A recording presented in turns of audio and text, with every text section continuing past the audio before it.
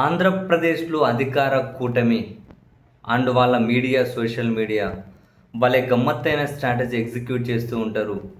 ఆ ప్రభుత్వాన్ని కానీ, వాళ్ళని గానీ ఎవరైనా విమర్శించినా, లేదా ఏదైనా భిన్నాభిప్రాయాలు వ్యక్తం చేసినా, వాళ్ళను అమ్ముడుపోయిన వ్యక్తులని, ఫేక్ వ్యక్తులని రకరకాలుగా వాళ్ళ మీద అబండాలు వేసేసుకుంటూ వెళ్తారు. జగన్మోహన్ రెడ్డి గారిని ఎవరైనా డీఎస్సీ రాసిన నిరుద్యోగులు కలిస్తే, వాళ్ళు ఫేకు, వాళ్ళు డమ్మీ. జగన్మోహన్ రెడ్డి గారిని అమరావతి పరిధిలో ఉన్న రైతులు కలిస్తే వాళ్ళు ఫేకు, వాళ్ళు డమ్మి, అసలు వాళ్ళు రైతులే కాదు. ఎవరు జగన్ను కలిస్తే వాళ్ళ మీద బ్రాండ్ ముద్రేసేయాలి. ఎవరు ప్రభుత్వాన్ని విమర్శించినా వాళ్ళ మీద ముద్రేసేయాలి. ఇదేం స్ట్రాటజీనో చూడండి గమ్మత్తుగా. ఈవెన్ అమరావతి పరిధిలో రైతులు కొందరు జగన్మోహన్ రెడ్డి గారిని వెళ్ళి కలిస్తే స్వయాన ముఖ్యమంత్రి చంద్రబాబు నాయుడు గారే క్యాబినెట్ సమావేశంలోనే వాళ్ళను ఫేక్ అన్నారు అని చెప్పి వాళ్ళ పత్రికల్లోనే కథనాలు వచ్చాయి. దీని మీద ఆ రైతులు తీవ్ర అసంతృప్తికి గురయ్యారు. వాళ్ళు ఆవేదన చెందారు.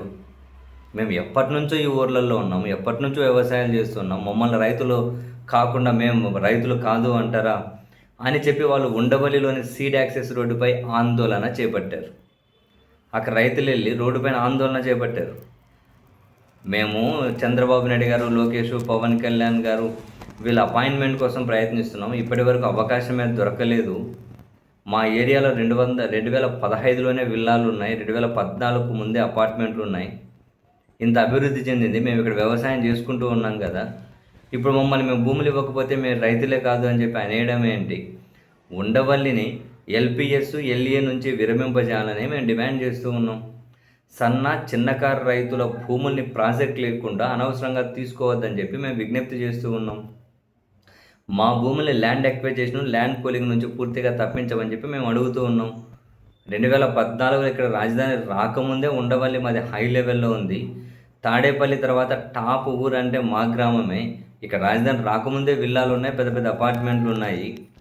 అవును, మా సమస్యల పైన మేము మాజీ సీఎంని కలిస్తే తప్పేముంది? కలిసినంత మాత్రం మేమేమన్నా ఫేకం అయిపోతామా?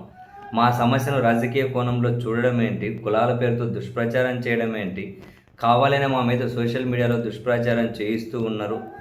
మీరు ఎంత ప్రెజర్ చేసినా ఏం చేసినా మా గ్రామాన్ని అయితే రాజధాని నుంచి అండ్ ఈ ల్యాండ్ పూలింగ్ దీని దగ్గర నుంచి ఖచ్చితంగా కనుక పక్కన పెట్టాల్సిందే, ఉండవల్లిలో భూసేకరణ ఆపాల్సిందే, మేము భూములు అయితే ఇవ్వము అని చెప్పి అక్కడ రైతులందరూ రోడ్డు మీదకి వచ్చి సీడ్ యాక్సెస్ రోడ్డు మీద నిరసన ఆందోళనలు చేపడుతూ ఉన్నారు.